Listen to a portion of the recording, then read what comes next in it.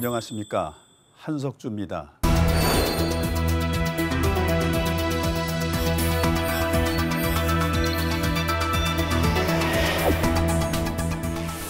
오늘은 마케팅 트렌드 액션 플랜에 대한 강의 제목을 놓고 같이 한번 좀 생각하는 그런 시간을 갖도록 하겠습니다.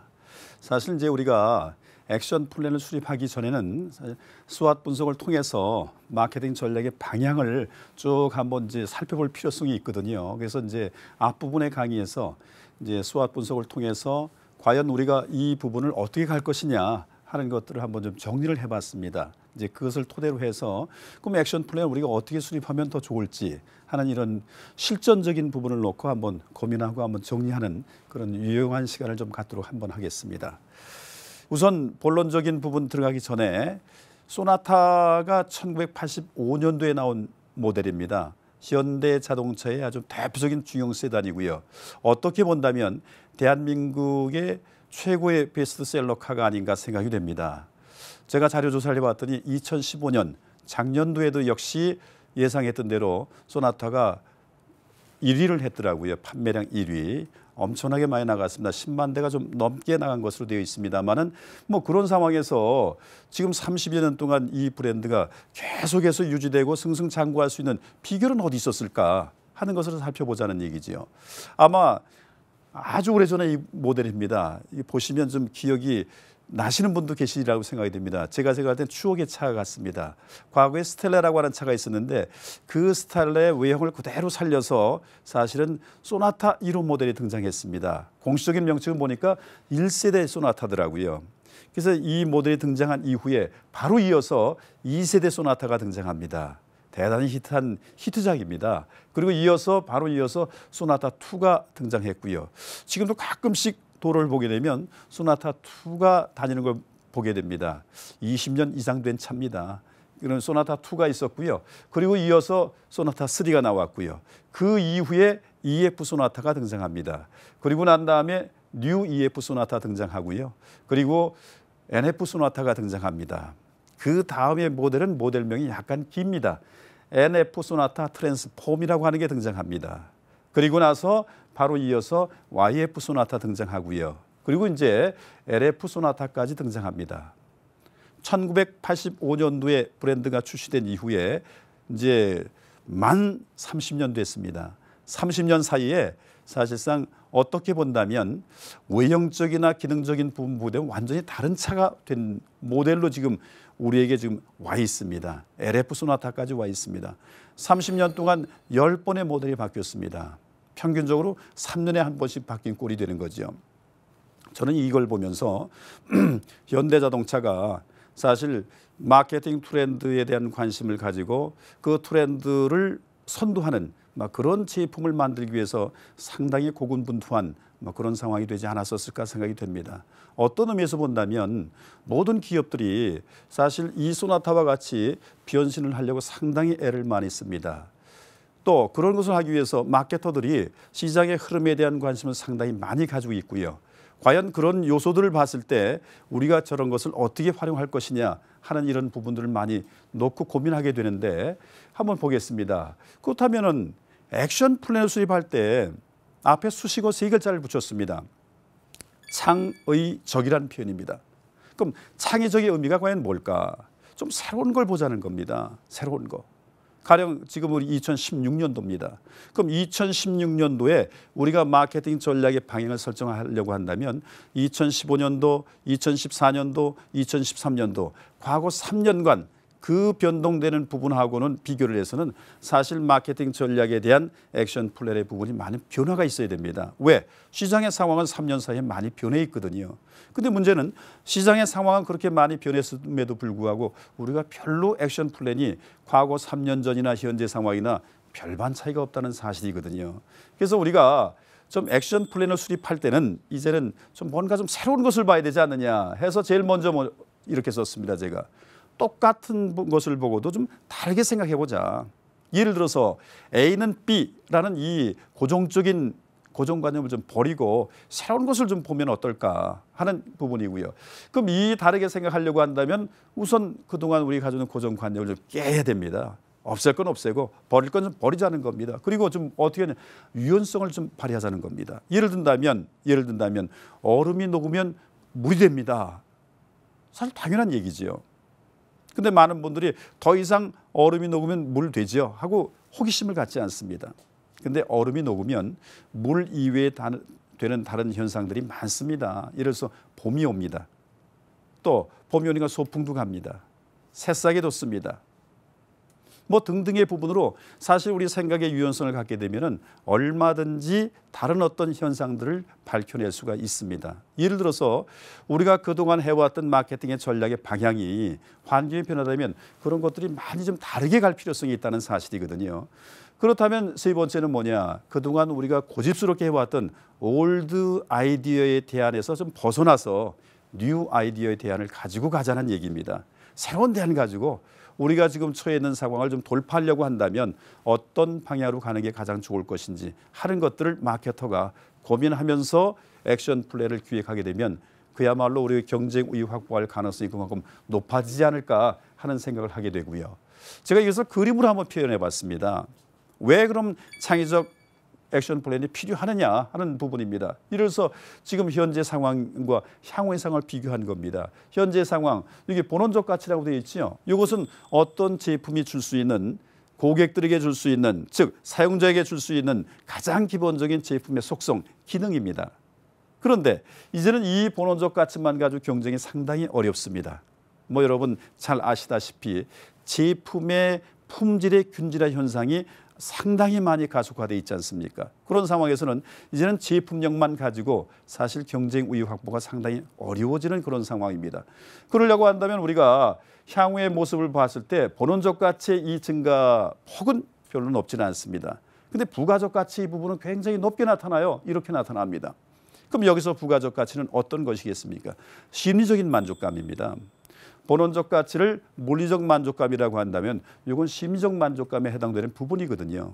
그럼 이 심리적 만족감은 어떤 거겠습니까? 예를 든다면 브랜드가 뭐냐, 또 어떤 디자인이냐, 스타일이 어떻고 어떤 컬러고 패키징은 어떻게 돼 있고, 예를 들어서 품질 보증이나 AS는 어떻게 해줄 것인지, 또 설치나 배달은 어떻게 해줄 것인지 등의 부분, 즉 어떤 의미에서 본다면 제품 그 자체와는 관련성이 없는 것 같지만 이제는 제품의 속성 못지않게, 기능 못지않게 사실 이 부분에 관심의 정도는 상당히 높게 나타난다는 거거든요. 아마 지금 현재보다 앞으로의 상황은 이건 점점 더 높아져서 이 부분의 경쟁은 훨씬 더 커지지 않을까 하는 생각입니다. 즉 심리적인 만족감을 어떻게 잘 맞춰줘야 될 것인지 이것을 우리가 풀어줘야 되지 않을까 생각이 되고요. 그럼 이런 관점에서 한번 살펴보겠습니다. 우리 마케터 분들은 참 많이 보는 그림입니다. 3C라고 얘기를 하지요. 그래서 우리가 고객과 경쟁자와 자사와의 관계입니다. 이 부분에서 우리가 4P라고 하는 것을 가지고 시장을 공략해서 고객들의 만족을 꾀하려고 애를 많이 쓰고 있습니다. 이 중에서 우선 고객 니즈는 과연 어떤 것이냐, 이것에 대한 관심이 상당히 높거든요. 이 니즈에는 드러난 니즈도 있고 잠재된 니즈도 있습니다. 사실 우리의 고민은 어디 있습니까? 드러난 니즈는 우리가 대략 많이 압니다. 또 간단하게 설문조사나 또 관찰 좀 하게 되면 우리가 알아낼 수 있습니다. 그런데 잠재된 니즈는 사실상 알아내기 굉장히 어려워요. 그래서 이런 것들 때문에 고민들을 많이 하는데 또 클라이언트로 만들기 위해서 또 우리의 비고객을 어떻게 신규 고객화할 것인지 하는 부분들을 얘기하는 것이지요. 그리고 이제 우리가 이제 경쟁자 관점에서의 주요 과제를 보게 되면 과연 우리와 경쟁 관계가 있는 많은 경쟁자 중에서 어떤 경쟁자가 우리한테 핵심적인 가장 경쟁 강도가 센 경쟁자인가를 선택하는 것도 선정하는 것도 만만치 않습니다. 요즘에 복잡한 경쟁의 상황이다 보니까. 그래서 우선 그것을 알아서 그들의 강점과 약점을 안 이후에 과연 이들이 앞으로 어떻게 나올 것인지 동향에 대해서 우리가 파악을 해보자는 얘기죠. 그리고 난 다음에 핵심 경쟁자와 자사는 어떤 차별화 포인트를 가지고 좀 다르게 접근할 것인지 하는 것을 고민하게 된다는 겁니다. 그래서 이와 같은 외부적인 요인들을 가지고 자사라고 하는 내부적 요인을 보는 거거든요. 크게 세 가지의 주요 이 과제를 우리가 가지고 있는 것이 현실적 부분입니다. 마케팅 목표와 4P 전략, 즉 마케팅 믹스 전략을 어떻게 구사할 것이냐. 그리고 이제 두 번째가 경쟁 무기가 있지요. 어느 기업이든지 어느 제품이든지 경쟁 무기 있습니다. 이 경쟁 무기를 어떻게 활용할 것이냐. 그리고 이 부분을 좀 더 잘 활용하려고 한다면 우리가 전사적인 마케팅을 활성화시킬 필요성이 있는데 그 전사적 마케팅을 어떻게 하는 것이 더 유용할 것인가. 어떤 의미에서 본다면 마케터는 자나깨나 계속 이것만 고민하고 있는 겁니다. 좀 과장된 표현입니다만 24시간 우리에게 지금 생각을 계속 이 부분을 고민하고 있는 거거든요. 그래서 이 3C 관점에서 우리의 주요한 과제를 해결하기 위해서 어떻게 하면 액션 플랜을 가지고 이것을 그나마 좀 대응하고 나름대로 돌파구를 찾을 것인지 하는 것을 우리가 고민해야 되지 않을까 생각이 되고요. 이게 이제 경쟁 우위 기간을 간략히 한번 표로 그려보니까 이런 모습이에요. 사실 현재 경쟁은요, 우리가 어떤 제품 시장에 출시하면 그나마 그래도 반격 속도가 좀 경쟁자 나오는 속도가 좀 약간은 늦은 편인데 향후 미래의 상황에서는 이 경쟁 반격 속도가 상당히 빠를 겁니다. 그러면 어느 기업이든지 경쟁 우위 기간이 점점 단축되다 보니까 이러한 부담들을 상당히 가질 수밖에 없다는 사실이거든요. 그럼 저것을 타개하려고 한다면 우리가 새로운 방법들을 구사하고 활용하는 그런 것이 상당히 의미가 있지 않을까 생각이 됩니다.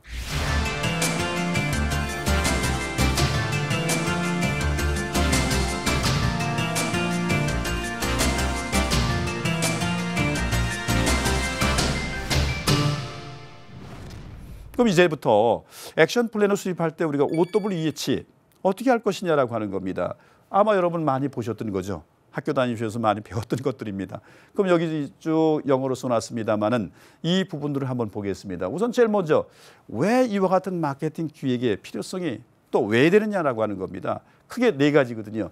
배경, 이유, 목적, 기대 효과입니다. 특히 어떤 기대 효과를 얻기 위해서 우리가 이 액션 플랜을 수립할 것인지 고민해야 되거든요. 그 다음에 뭘 가지고 할 것이냐, 주요 내용을 한번 보는 거고요. 그리고 어떤 방법으로 할 것인지 구체적인 방법을 제시해야 됩니다. 그리고 누가 할 것이냐, 담당자나 협조자를 우리가 얻어내야 되거든요. 협조를 얻어야 됩니다.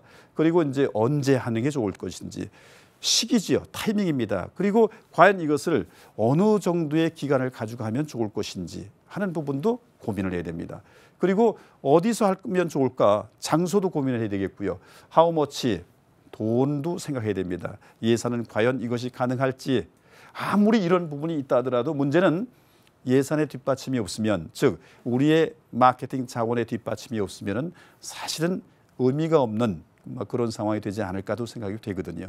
그래서 이 부분들을 7가지 관점으로 한번 풀어내자는 거거든요. 그래서 그런 것들을 이제 지금부터 한번 생각을 할 텐데, 그럼 이와 같은 부분의 액션 플랜이 잘 수립이 된다면 결국 이 3가지를 우리 나름대로 검증하는 그런 결과가 되는 거죠. 우선 제일 먼저 시장성을 검증합니다. 그리고 두 번째 판매 가능성을 검증하게 되고요. 그 다음에 도전성, 이건 사람에 관련된 부분인데, 그래서 이 시장성을 뭐라고도 얘기를 하느냐, 예측의 힘이라고도 얘기를 할 수 있는 것이죠. 우리가 현재 상황에서 앞으로 어떻게 갈 것이다라고 하는 것을 미리 내다보는 힘이 예측의 힘이 되는 것이죠. 그 다음에 판매 가능성은 어떤 겁니까? 자원의 힘입니다. 아무리 우리가 예측해서 시장 상황이 좋다 하더라도 우리 회사의 자원의 뒷받침이 없으면 사실상 실현이 어렵거든요. 그리고 도전성은 사람에 관련된 부분인데 설령 이 2가지가 좋다 하더라도 사람들의 사기가 떨어져 있고 열정적인 부분에 조직이 형성이 안 돼 있으면 어려운 거죠. 그래서 우리는 이것을 추진의 힘이다, 이렇게 얘기를 합니다. 그래서 이제 액션 플랜 수립하실 때 여러분들이 이 3가지 관점을 고민하고 또 고려해야 되지 않을까 생각이 됩니다. 사실 좀 전에 OWEH를 정리한 표가 이 표입니다. 또 OWEH 할 때 말씀드릴 때는 저걸 어떻게 해야 되지? 뭔가 좀 궁금한 부분이 있으셨을 겁니다. 근데 한 장의 표로 충분히 가능합니다. 예를 들어서 핵심 과제, 여기 제가 1 써놨습니다만은 만약에 우리가 핵심 과제를 5개 쓴다면 중요도 순으로 1번, 2번, 3번, 4번, 5번을 각각 달리 작성하시면 되는 겁니다. 그럼 여기서 핵심 과제 1이라고 하는 것은 어디서 나온 거냐? 근거가 우리 앞부분의 강의에서 제가 말씀드렸죠. 스왓 분석을 통해서 나온 우선순위 1번, 우선순위 1번이 핵심 과제 1이 되는 겁니다. 그래서 스왓 분석을 통해서 우리가 어떤 방향으로 가야 되겠다는 것을 우리가 알았다라고 한다면 그 핵심 과제 1에 대해서 우리가 정리를 해나갈 수가 있는 것이지요. 그래서 그 핵심 과제 1의 방향을 설정해 놓고 그럼 이 세부 추진 방법이라고 하는 것은 어떤 겁니까? 이 부분을 하는 데 있어서 일의 순서가 되는 겁니다. 구체적으로 어떤 방법 가지고 할 것이다 라고 하는 것들을 하나하나 정리를 해나가는 거거든요. 그리고 난 다음에 기간을 정리합니다. 이건 언제부터 언제까지 하는 게 좋을까? 언제부터 언제까지 하는 게 좋을까? 하는 것들을 정리 한번 해보시고요. 그리고 소요 예산도 한번 정리를 한번 해보세요. 계산기 가지고 한번 두들겨 보십시오. 어떻게 나오는지 보자는 거죠. 예를 들어서 핵심 과제는 대단한데 우리가 계산을 해봤더니 야 이거는 너무 돈이 많이 들어. 그러면 사실은 우리가 하기가 좀 어려운, 감당하기 어려운 그런 부분도 있을 수 있는 거거든요. 그리고 이제 담당자는 어느 부서, 그리고 협조자는 어느 부서가 하면 좋을 것인지. 왜? 협조자의 힘을 얻지 않으면 액션 플랜 실행은 상당히 애로가 많이 있거든요. 담당자의 능력만 가지고는 대단히 어렵습니다. 그리고 기대 효과라고 하는 것은 뭐냐면은 지금 여기 이 핵심 과제, 즉 이런 것들을 우리가 이런 방법 가지고 이런 시간과 돈과 인력을 투자한다면 무엇을 얼마나 변화시킬 것인지 하는 것을 보여줘야 됩니다. 다른 말로 한다면 무슨 얘기냐면은 이 핵심 과제를 과연 할 만한 가치가 있는지 하는 것을 검증하는 타당성 검증의 부분이 기대 효과의 예측입니다. 제가 이제 실무에서 해보게 되면요, 가장 힘든 부분을 이거를 말씀하세요. 이거는 못 쓰겠습니다. 정성적인 평가 말로는 제가 충분히 가능한데 계량적으로 쓰려고 해보니까 상당히 어렵네요. 이렇게 말씀하시는 분들이 많이 있으십니다. 물론 쉽지는 않습니다. 근데 한 번쯤은 우리가 한번 생각해야 됩니다. 정성적인 평가, 예를 든다면 이렇게들 많이 쓰시거든요. 기대효과 써보십시오. 그러면 어떻게 쓰시냐 이렇게 쓰십니다. 고객 만족도 지속적 향상, 신규 거래처 적극 확대 이런 표현을 쓰시는데 사실 그것은 무한 기대의 효과가 되는 거거든요. 그런 정성적인 평가에서 벗어나서 그렇다면 언제부터 언제까지 하는 게 더 좋은가? 계량적인 수치를 활용하거나 그럼 신규 거래처를 개척한다는데 전년 동기 대비해서 어떠한 거래처를 몇 개만큼 할 것인지 하는 것들, 즉 정량적 표현으로 쓰는 것이 훨씬 더 좋은 방법입니다. 근데 하다 보면 자꾸 우리는 정성적 표현에 익숙해 있어서 거기서 더 이상 한 발자국도 나오지 못하는 이런 경우도 있는데 이번 기회에 우리가 지금 이런 액션 플랜을 수립할 때는 물론 여기 앞부분도 물론 중요하지만 이것이 상당히 중요하다는 것을 다시 좀 인지하시고 그 부분을 좀 하는 것이 훨씬 더 의미 있는 액션 플랜이 되지 않을까 하는 그런 말씀을 좀 드리고 싶습니다. 그럼 이렇게 이제 정리된 것을 가지고 제가 한번 샘플을 하나 보여드리겠습니다. 해봤던 내용을 한번 보여드리죠. 한번 보십시오. 여기 핵심 과제 1 이렇게 나와 있습니다. 보시면 학습 효과 입소문 확산으로 신규 회원의 입대를 확대시키겠다. 그러면 사실 이게 그냥 나온 게 아니거든요. 수학 분석을 통해서 중요도, 긴급성, 실현 가능성을 놓고 정리해 보니까 이렇게 가야 되겠구나 하는 게 나온 거거든요. 그러면 이 부분을 놓고 과연 우리가 어떻게 하면 좋을까라고 하는 것을 세부 추진 방법으로 정리를 해본 거예요. 그래서 이러한 방법으로 해보니 성과가 있을 것 같다 했는데 그럼 언제부터 하면 좋을까? 2016년 언제부터 언제까지 했으면 좋겠다. 이렇게 나오고요. 그리고 난 다음에 소요 예산을 보게 되면 이것을 하는 데 있어서 소요 예산을 한번 짜보는 거예요. 짜보는 겁니다. 그래서 여기 나온 부분이 180만 원 나왔습니다만 이 부분을 가지고 우리가 이렇게 한번 실행을 하겠습니다. 라고 하는 의지 표명이 되는 거거든요.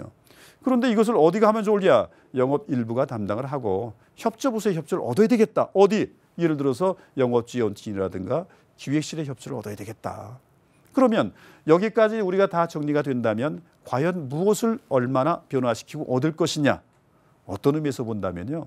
의사결정을 하시는 분들은 이것을 가장 관심 있게 보시는 부분이에요. 그런데 기획자들은, 마케터들은 이 부분을 두리뭉실하게 가려고 합니다. 왜? 나중에 책임이라고 하는 부분이 좀 따르기 때문에 너무 부담스러워 하십니다. 그런데요. 액션 플랜을 수립하는 마케터는 어느 정도의 책임은 본인이 감수를 하셔야 됩니다. 그래야 본인이 자신 있게, 설득력 있게 자신이 만든 액션 플랜을 설득시키고 그것을 실행에 옮길 가능성이 높아지는 거거든요. 빠져나갈 구멍만 생각하면 사실상 액션 플랜은 사실상 활용하기가 상당히 어렵습니다. 그래서 이 계량적인 수치로 지금 이 상황에서는 40과목을 올리겠다 이렇게 나와 있어요. 만약에 제가 의사결정자라고 한다면 이거는 하고 싶은 생각이 절로 들거든요. 그래서 이런 어떤 액션 플랜을 쭉 한번 작성하시게 되면 본인도 충분히 자신 있게 설득력 있게 설명이 가능하지만 의사결정 채널에 있는 분들도 여러 가지 부분에서 이거는 할 수 있다, 할 수 없다 판단하는 데 상당히 도움되지 않을까. 저는 이런 생각을 하게 됩니다. 그래서 이런 것들을 OWEH 관점에서 하나하나 정리를 하셔서 맨 마지막 단계는 기대 효과까지 정량적인 표현을 해주신다면 어떨까 하는 그런 것을 말씀드리고요.